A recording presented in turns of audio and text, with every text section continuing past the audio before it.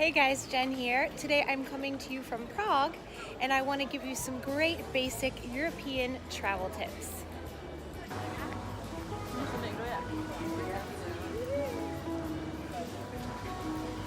Let's talk about getting around. So let me just tell you to have comfortable shoes. If you're not used to cobblestones, this is something you're going to have to deal with a lot. So you either want to have flat, comfortable shoes, or if you're really good in a heel, I wear heels on cobblestones, but I make sure it's either a wedge heel or a really chunky heel. Let's talk about money. This is something that comes up as a frequent topic where people are a little confused. Your best bet when you need cash is to just use your ATM card at the ATM. That's where you're going to get the best rate, and they're not going to take as much of your money. If you go to an exchange location, most of them, even if they advertise zero commission, are charging a commission. It's built into the exchange, so you will be losing out on some of your money. If you're going to go shopping, most stores will accept credit cards. Also, the same with restaurants. Just be sure to ask just in case. Now, if you're shopping at a little market stand, chances are you're going to need cash to be able to pay. If you need a restroom break, be prepared to pay. Most public toilets are pay to use, so you want to have some coinage in the local currency. If you're from the States, let me rest assure you that most European cities are incredibly safe.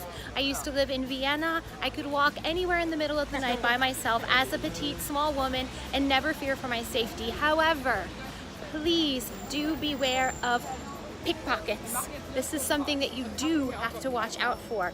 There are very good, very professional pickpockets all around Europe in the major cities, and they especially like to congregate at the big attractions.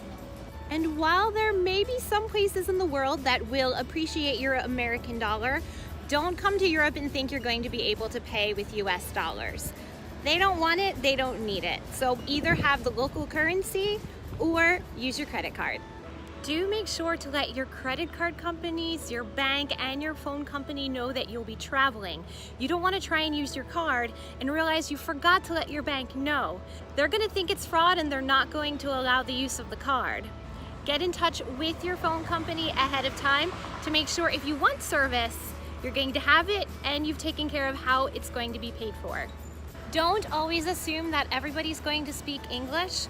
Ask politely if they do, and they will usually make their best effort. There are cultural differences. Just a few off the top of my head.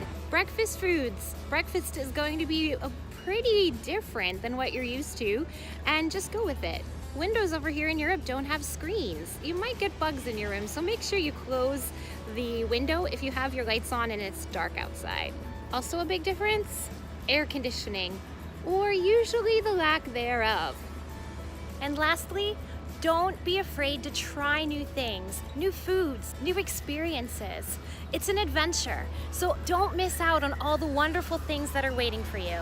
Thanks so much for watching, guys. I hope you enjoyed this little tips video. Please like and subscribe to my channel for lots more great travel videos.